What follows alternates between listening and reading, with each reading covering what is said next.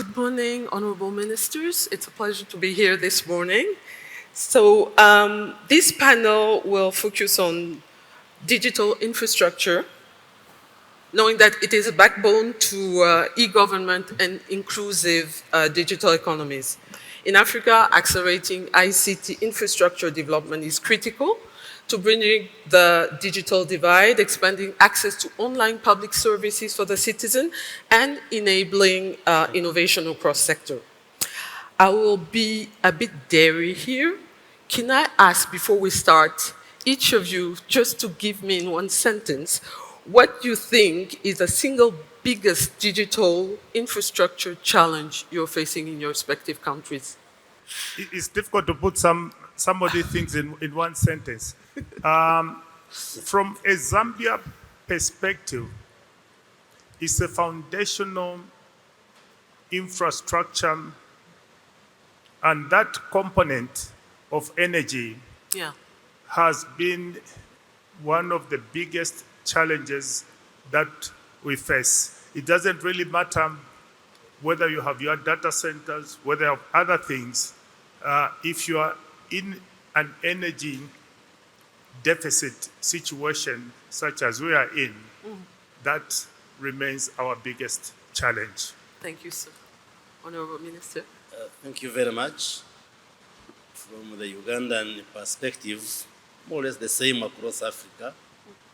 In one sentence, I would say penetration, which looks at the aspects of access, the rural-urban divide, the gender divide, affordability, and maybe quality in terms of high-speed services and so forth. That's how I would summarize the challenge as we see it in Uganda. Minister João, please. São vários, de facto. É difícil fazer em uma só. Mas acredito que, no caso de Angola, os desafios são muito semelhantes à grande parte da África. Já se falou no desafio da energia. Nas zonas rurais, nós também temos desafios em termos de acesso ao serviço universal por causa da energia.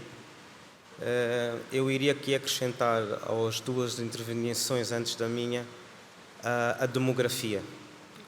Nós em Angola temos um desafio que é, nós não temos, principalmente nas zonas rurais, não temos elevada concentração demográfica. Há uma dispersão associada e essa dispersão associada ao crescimento da população acaba por ser de facto um dos grandes desafios, assegurar o acesso universal a todos os cidadãos, tendo em conta a dispersão geográfica e a dimensão geográfica do país. Thank you, sir. I can summarize the challenges, the main challenges into funding, digital awareness, and the issue of communities which are very distant from each other. Thank you. Thank you. And the DG? Right. I'm not sure if I can be. Africa, the challenge that we are facing is that the country is quite vast, and there are some areas that are quite remote, and also that have got low population coverage. So we see that as one of the challenges that we're facing, because we find that even the operators, they find that there is no business case for them to go to those areas. So it's one of the challenges. But I think the other challenge that I can mention is actually the cost of the devices, which we're looking to have like your entry level, smartphones at an affordable rate. I think it's one of those are the challenges that we're currently facing as a country. Thank you, DGG. So thank you, gentlemen. It was just giving us an idea of what pressing challenges are faced in each respective countries. And since yesterday, we've been talking about Africa unlocking the technology and the infrastructure. And we could see that cross-border, and mutualization, cross-border connectivity is very important. So when we talk about cooperation being key, I will start with you, Honorable Minister Mutati. You recently announced plans for Zambia to connect to all eight neighboring countries via fiber optic cables. What are the technical, financial, or maybe diplomatic challenges that you face in implementing the cross-border strategy? We had the plan and ambition to connect by fiber to the eight countries. And in order to arrive at that, we said from a government perspective, we didn't have enough budget to be able to undertake the connectivity. And therefore, how do you motivate private sector to undertake that particular investment? So what we did is that 2 years ago, we passed an adjustment in our tax policy to exempt digital infrastructure from duty coming into the country, and therefore reducing the cost of investment. What we then saw with the removal of duty on digital infrastructure is that we evoked the appetite of private sector to undertake the critical work to connect by fiber. So we are now connected. Since the removal of duty, we are connected to Angola, and a few months ago, we connected to Mozambique. And therefore, as I speak now, Zambia is connected by fiber to all the 8 neighboring countries.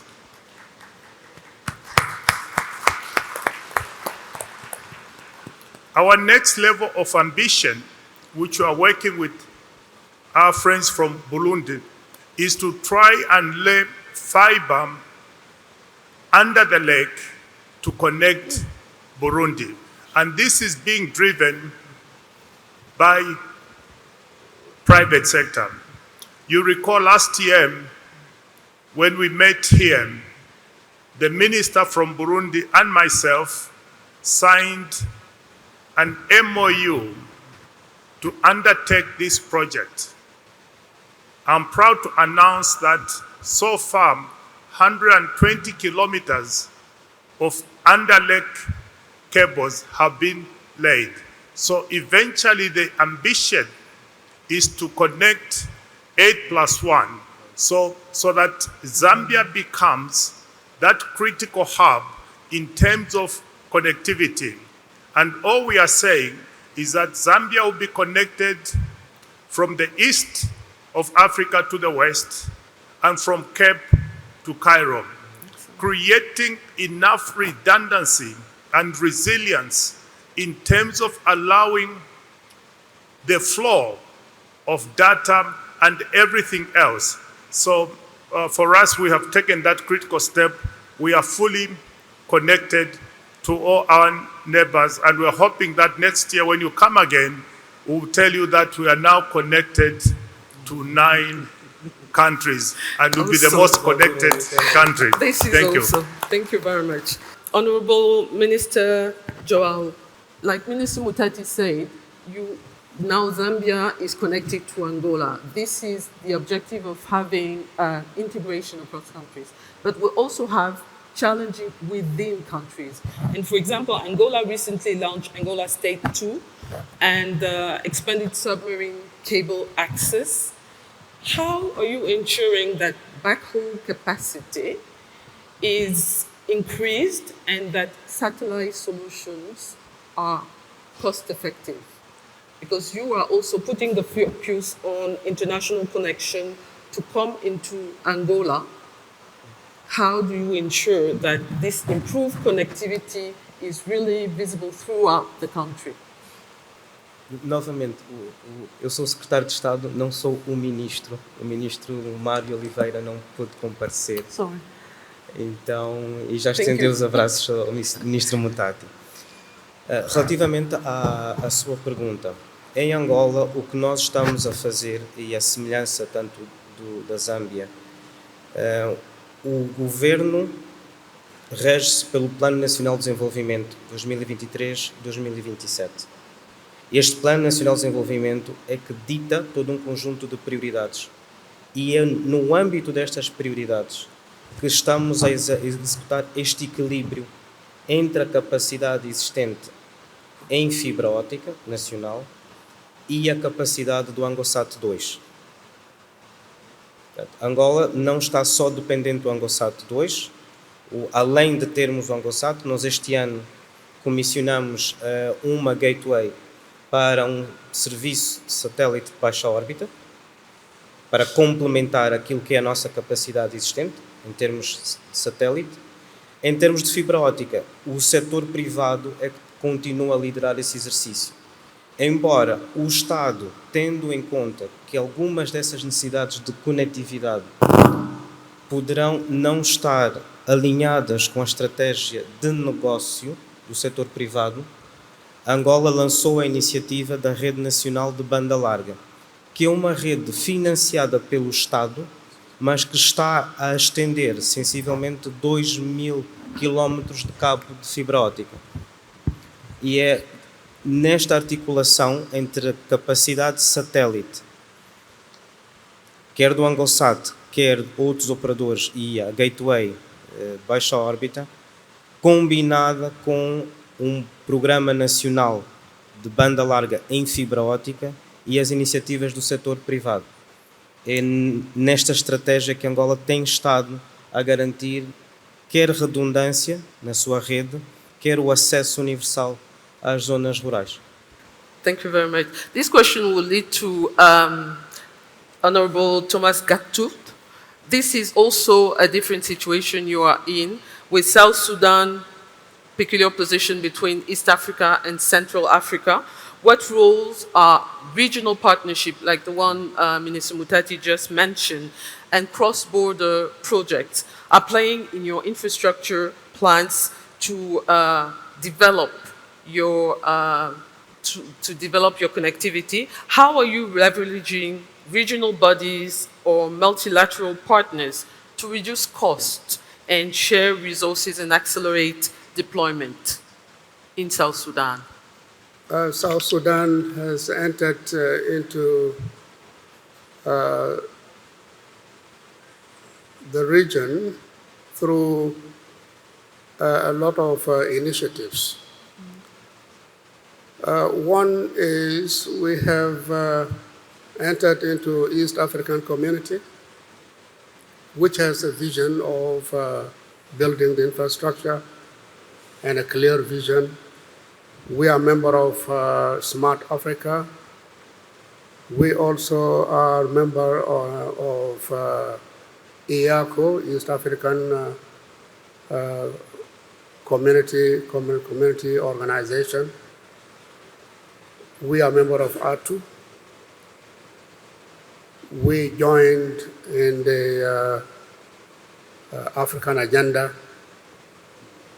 and through that, we based our infrastructure on rules and laws and harmonization. We are the biggest gap in the region because fiber stops at Uganda border, not in Kenya, not Sudan. We are a bigger gap in the region. What we are doing here is we want to build a hub that is in our plan, and becomes a hub where we can be able to connect from East African cables in the Indian Ocean and the West African cables of the Atlantic Ocean. And our plan also doesn't stop there. We want to connect Southern Africa cables to the Mediterranean cables through Sudan and Egypt, and also the Red Sea. This is still a big gap, but there's a great plan to do that. Recently, we have signed for cross-border protocols. We have signed an MOU with the Ministry of ICT of Kenya and the Ministry of ICT of South Sudan. We have signed an MOU for cross-border connectivity. We are seeing a fiber at the border area of Kenya, and we will be connected very soon by December. Construction will start at the border of Kenya to Juba, the capital city. As I said, we have challenges of funding. This funding has been done with the support of the World Bank, and we are now going to build a fiber from the border of Kenya across the nation to Sudan. That is 2,400 kilometers fiber length. And because we are a member of the East African communities in the region, we have joined in the building of infrastructure, and we are founder and member of the Northern Corridor Integration Project. This project has gone through and achieved what we called one network area. And we are also trying to connect the space. We are trying to join together South Sudan, Uganda, Kenya, Rwanda, to use the space for rural connectivity. And that will support our program, the Universal Service Fund, which connects the villages which are spaced together. Yes, indeed. The mobile network providers are trying to make connectivity, but there are windows, we call them windows, where in one village to another village, you cannot move. You move with a space. So the Universal Service bridge those windows. And it has already connected or built towers for use by the network providers. That will provide an affordable system, affordable network for our country. The policies are still at place, and we have built our regulatory body, which is regulating for licensing and for use of the spectrum. So that is briefly what I can say about how we are doing with the cross-border and we are doing with our infrastructure development. Thank you very much, sir. So we have seen that effort is being made by different governments to have the right connectivity in the countries and even implement cross-border links. But this is just part of the equation. When we're talking about digital transformation, to unlock the full value of it, we now need to have robust infrastructure. And then my question will come back to you, Honorable Minister Mutati. Beyond fiber connectivity, how is Zambia collaborating regionally to attract investment into cloud or data infrastructure and enable shared, secure platforms for digital public services and AI? In other words, how are you balancing data sovereignty, interoperability, while enabling access to global cloud services? Thank you. Yes, we have a number of problems, a number of challenges, but the foundational digital infrastructure, whether we're talking about data centers, we have got the 3-tier data centers. Whether we're talking about fiber, it is available. I mentioned the challenges of energy to power, connectivity. But when you take it at the regional level, there are many other challenges that we've got to address. You recall yesterday, our president spoke about, for example, a non-stop border, from one stop to non-stop. And in order to do that, you have got to address at the regional level the harmonization of policies, standards, and including the data flows. Answer the question, whose data is this? Does the data remain from the sending country through the transit, into Zambia? That is, an issue. So what we have decided as Zambia is to take a phased approach. So we have picked 2 border posts that incrementally we must move them to non-stop.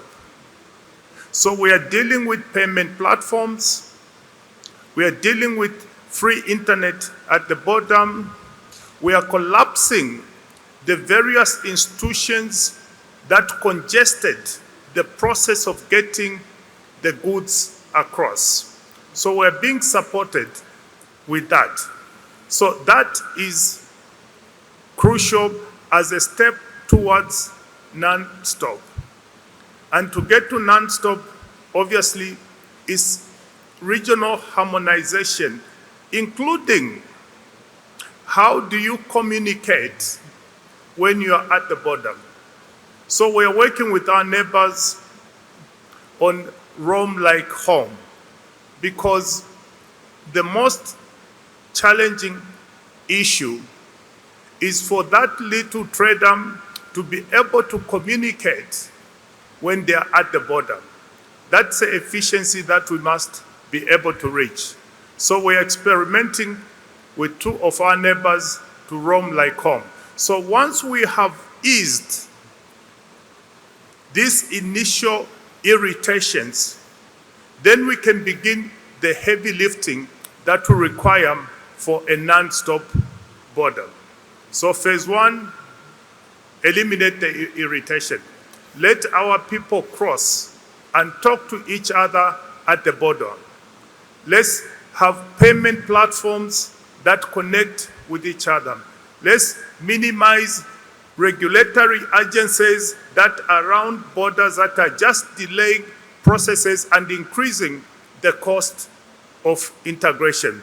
So we are taking a phased approach, and we are hoping by next year we'll be able to report progress from what we have done so far. Thank you. Thank you very much, Minister. I like the fact that you mentioned those policy making and common harmonization into to be put in place in the region to really leverage this. And I'll come to you, Honorable Minister Barry-Omunsi.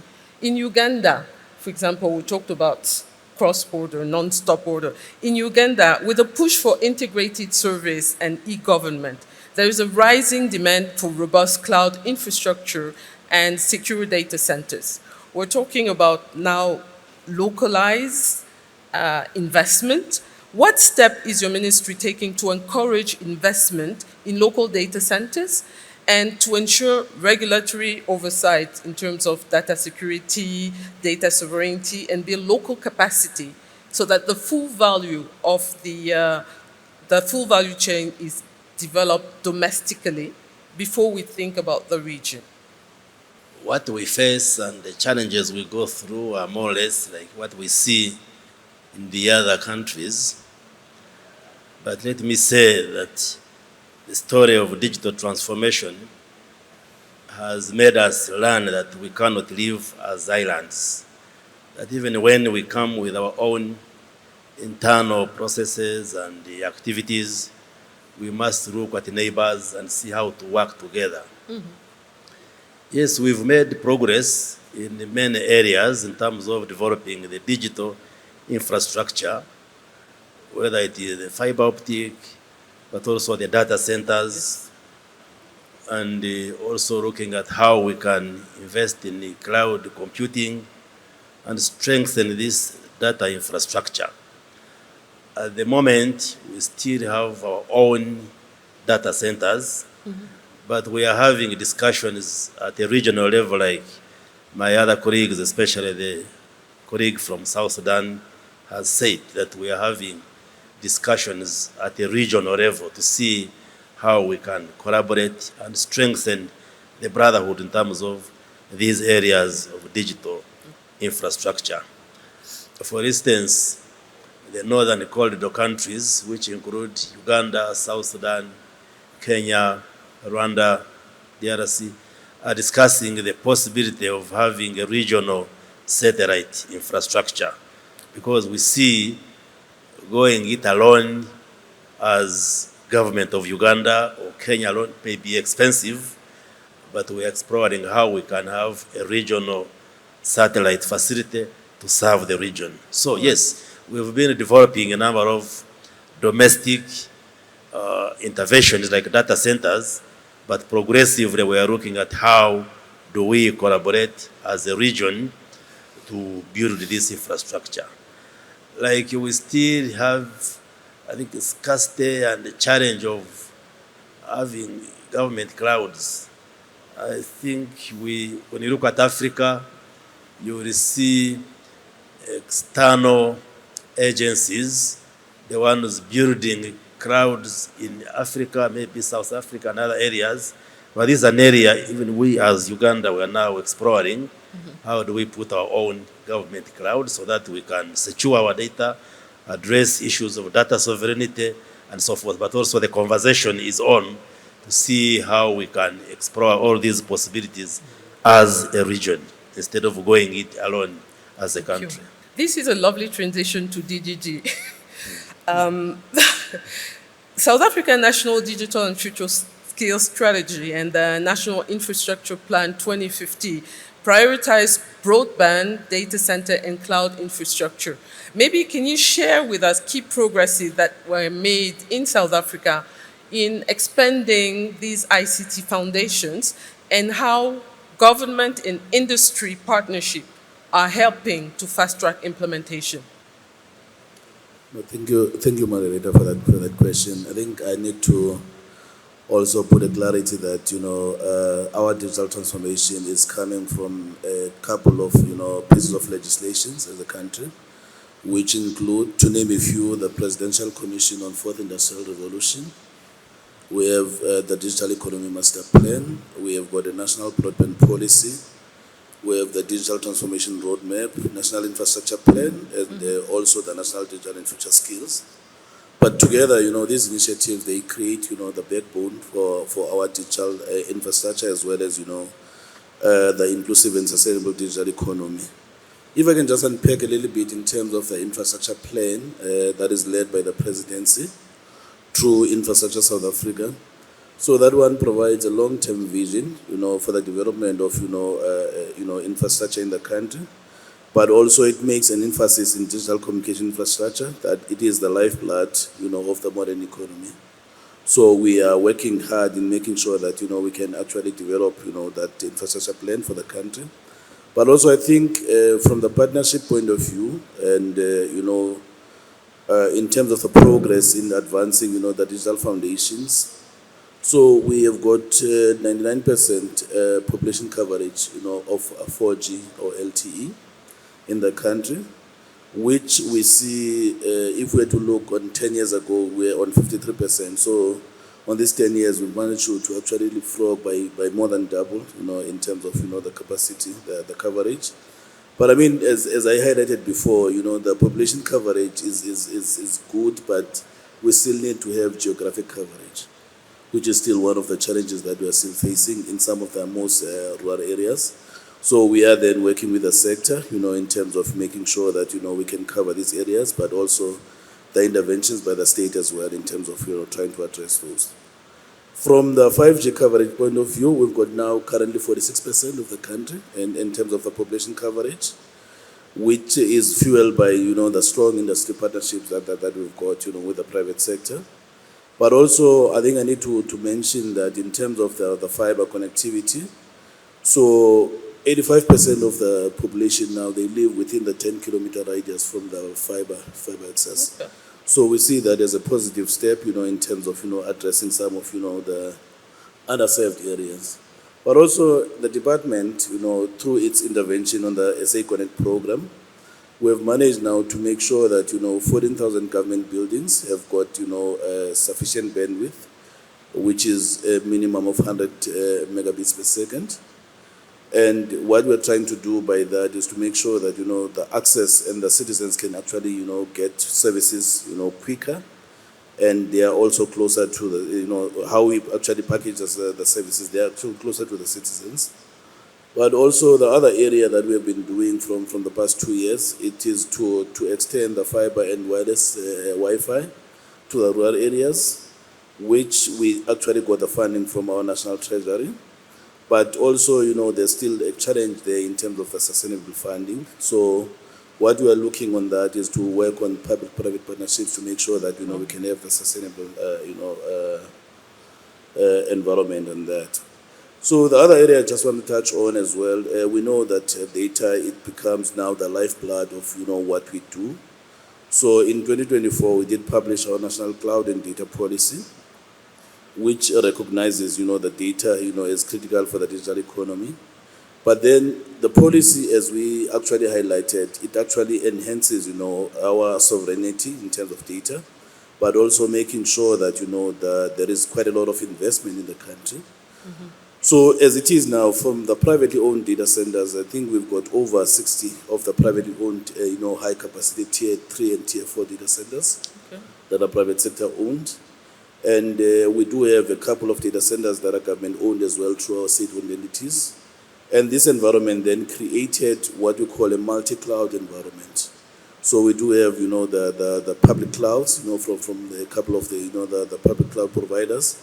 But also our State Information Technology Agency has developed, the government-private clouds. Mm-hmm. So which now we are saying that, all the government, most of the government, workloads, especially the critical services of government, they need to be stored on the government-private cloud. And then, but also we then integrate, with the other, the cloud providers.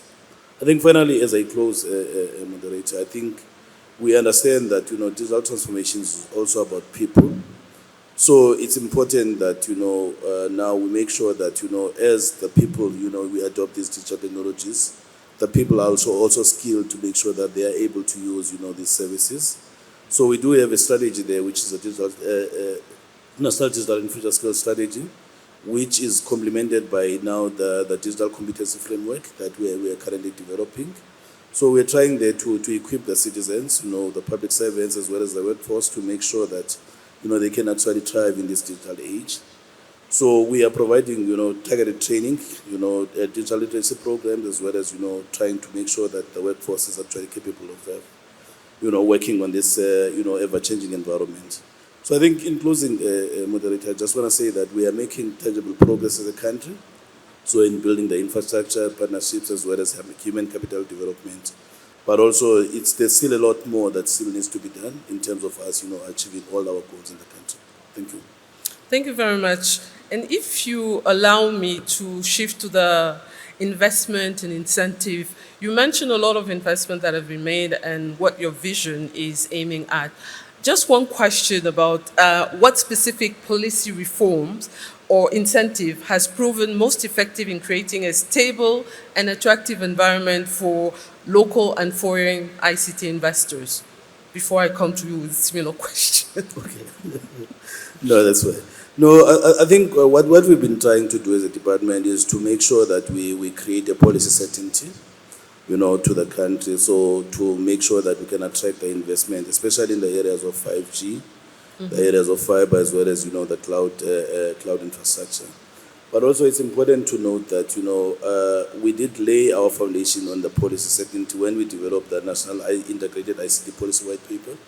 That was in 2016. It then provided, a comprehensive framework for us to transform South Africa into an ICT landscape.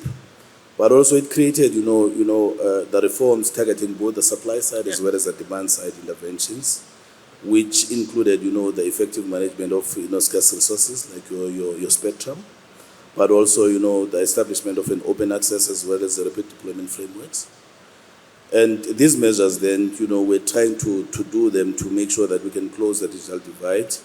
And, in terms of also, making sure that we can deploy technologies like 4G and LTE, but also making sure that, the communities that currently now are serviced by the 2G and the 3G networks, they actually benefit, on some of these high capacity networks. I think also I need to mention that in 2022, we did auction the high demand spectrum, which is critical for the 5G network. And we did that at the core of, when we were exiting the COVID, and, the money that we actually got from the spectrum, it was actually very beneficial to the fiscus as well, due to all the challenges that we face in COVID. But also we are able now to unlock, the potential to start deploying the 5G networks in the country. That is why now I'm saying that we do have now 46% population coverage in terms of, the 5G. But also the other area that we have done as an intervention was, to release the spectrum policy for economic development, which we did in 2024, which is last year. And also this one, it promotes the sunsetting of, the legacy technologies like 2G and the 3G, so that we can free that spectrum, for the advanced technologies. And also, it supports, the infrastructure sharing as well as the spectrum sharing, because it's one of the areas that we've really been struggling, to get, the operators to actually, work around, the spectrum sharing. In the other area that I want to also highlight is that there are some partnerships and measures that are happening in the country. We have seen our competition commission actually now, approve the merger between one of our major operators and the fiber provider, which we see is going to be one of, the significant investments in the country, and also to start driving, the connectivity costs low. And from our state-owned entities, so there is quite a lot of work that we are doing in making sure that we can actually partner with the local and international players to provide, and build, our backbone digital infrastructure. So last week, one of our SOEs, which is Broadband Infraco, launched a state-of-the-art 800 gigabits per second national backbone network, which connects most of our cities, and also is going to make sure that we can significantly increase the capacity that is needed for our SA Connect program, where we want to connect all the communities. But also this route that BBI is doing is also connecting some of the neighboring countries within Botswana. Okay. So we see that now we're starting to see the regional collaboration through our state-owned entities as well, because most of the regional collaboration has been done through, the private sector players. But now our state-owned entities as well, they are actually building that collaboration models as well. Thank you. So, and we see that, we can actually work on these networks, to make sure that, we can actually connect, the SADC region, through both the private as well as the public, sector, in investments. Okay. But so in closing, moderator, I just want to say that, we are working, tirelessly by creating, policy clarity and also open competition as well as strategic partnership to make sure that, we can try to drive, the prices of data down, but also build the significant infrastructure that we want to build as a country. Thank you for sharing your experience. I know investment is key, and I would like to give all our panelists the opportunity to talk about it and give us feedback and share experience. I know, Minister Mutati, you talked about the tax waiver on ICT equipment to stimulate investment. Maybe you want to add to it to share with us how it affected the investment into broadband infrastructure or inclusion, And maybe Minister Barriomesi, you would like to share also how Uganda is also attracting investment and how you manage for the development, same for our panels for Angola and South Sudan. In order to attract investment, the decision that our president took early on is to create what we call a public-private dialogue forum, where we came together, government and private sector, to have an honest conversation. How do we attract investment in the ICT sector? And one of the elements that was highlighted then was the issue of taxation, which we address. The number two element that was highlighted was the regulatory environment. For example, if you are going to plant a tower, communication tower, you needed to get environmental approvals. And the environmental approvals was on the basis of each tower. Now imagine with limited workforce, how long it will take to be able to give out these environmental certificates. So we dealt with the regulatory inhibitions that were there and the bureaucracy that was, slowing down the flow of investment. The private sector also engaging with us. They said, can you look at your cyber laws? They are also becoming a hindrance to investment. So we revised the cyber security and the cyber law. The private sector also raised issues around the data protection. We are at the moment in the process engaging with the private sector to look at the issue of the criticality of data, in particular how it drives not only investment, but how it drives innovation and creativity, right. which is what you really need for the boys and girls out there. So again, we are having a forum where we are talking to the private sector around the revision of this data protection act. The other thing that we did with the private sector is that compete on delivery of service and not infrastructure. And therefore, jointly we came up with a policy which we call co-location. If one operator has planted a tower here, there's no need for the next operator to plant a tower side by side. So there is what we are calling co-location. So it's called co-location for the towers. At the moment, we are doing one of our biggest projects, which is a highway between Lusaka and the Copper Belt. Again, what we have said to the operators, instead of you laying fiber, this one, fiber B, fiber C, fiber whatever, we have given them that you have got 50 kilometers for your fiber, the next one another 50 kilometers, and the next one another 50 kilometers, until we reach the 320 kilometers.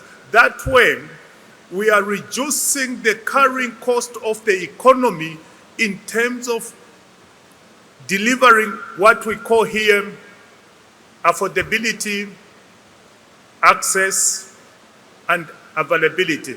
On availability, like I said earlier on, we have the energy challenges. Again, we are working with the private sector under another public-private dialogue forum. How can we together solve the energy problem? A number of initiatives have actually come into play. So the point I'm making is you cannot progress, you cannot attract investment if you don't have honest conversation with the private sector, because it's the private sector that are going to create the investment from which you are going to harvest tax revenue. So unless you motivate the private sector unless you listen to them and you also implement the things that you agree in a forum, you are going to end up with the investment that is there. So this is what we have been doing. We say private sector is number one. Number two, the citizen. Number three is government creating a conducive atmosphere where we deliver connectivity. And for us, connectivity is very, very simple. It's the ability for our citizens to say hello. Number two, to say, I have received. Number three, to say thank you. And that's what technology for us in the rural area is all about, is to say thank you to technology. I have changed my life. My life is now much easier. Thank you to technology. And that is the approach I've taken. Thank you. Thank you, Minister. And as we are mindful of the time, maybe I'll go to you, Minister Barry-Mosi. We'll talk about investment, but we also know that Uganda is putting also climate and resilience and sustainability in what you are putting in place in terms of green practices. Can you share with us quickly how you are changing or addressing specific policy or funding measures to be considered to support green ICT and climate-proof infrastructure in Uganda? I know this is close to your heart. Thank you very much. To start with, in terms of investment, we have a strong political will as a government to promote investments, to attract investors from within and outside. And in that regard, we have created a conducive and attractive environment, ranging from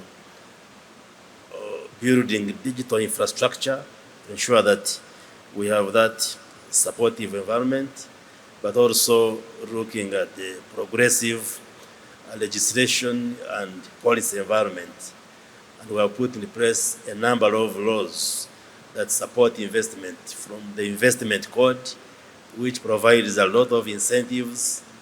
For instance, if you want to construct a factory or put in place an infrastructure, we give you free land, we give you tax holidays, and many other incentives. We have a law on public-private partnership that clearly makes it easy for private partners to invest in many areas. Mm-hmm. We have amended the laws to provide for quick and efficient registration of businesses, so that it takes only 1 day to register business, and many other laws. We have in place the NEMA agency, the National Environment Management Agency, that clearly gives guidance and leadership on issues of environment and climate-related issues. Indeed, it's an obligation that for any investment, it must be a green investment, especially when it comes to issues of ICT. We promote the green ICT interventions, in the sense that for you to make any investment or any intervention, you must get a certificate of clearance from the agency which is responsible for environmental protection, NEMA, and many others. But also we look at investment in the perspective of the region, so that when we attract investors, we want them to appreciate that the market is not only Uganda, but the market is in terms of the East African region, but also as a continent of Africa. And that way we've been able to attract many of our partners and friends to come and do investments in Uganda, with the emphasis on green ICT investments. Thank you, sir. We are about to close. Maybe, Undersecretary, I will ask you one of the closing questions. With all this new technology, in your opinion, how should African government, and maybe Angola government prepare their infrastructure and policy framework to harness this new technology effectively for the benefit of the country and of the citizen. As a closing remark. Cooperação. A cooperação entre Angola e os outros países é o que de facto neste momento está no core daquilo que é a nossa estratégia de infraestrutura. Temos um data center governamental, mas se quisermos falar em corredores inteligentes, nós temos que conversar com os países vizinhos. Então, o que acho que nós devemos fazer enquanto países africanos e enquanto ministros e secretários de Estado é aceitar e acreditar nas nossas lideranças e permitir que elas de facto estabeleçam essa interconexão e, como disse aqui o ministro do Sudão, pensarmos região. Pensar só país não vai conseguir tirar trazer as nossas economias para o nível de desenvolvimento que queremos. É importante cooperar. E esta é a minha nota, efetivamente, de encerramento. Thank you. Thank you. And maybe the honor will be to the South Sudan panelists. Can you conclude here with your last remark about how African governments should harness these new technology? You talked about regional partnership. What will be your last word about how we can develop ICT infrastructure? Just shortly, your takeaway. Of course, when we talk about digital infrastructure, we invite investors, of course, in the country to invest in this vast country. And the major problem they asked is whether we have power. Of course, because the main power in the whole country is the solar energy, and then the generators. Each investor, each company makes its own generator supported by a solar panel. Thank you, sir. Unfortunately, that is the question they always asked, but we tell them that we are far from the grid. We are getting power very soon from our neighboring Uganda and neighboring Ethiopia. Thank you. Which Thank has the you. grid. Thank you very much.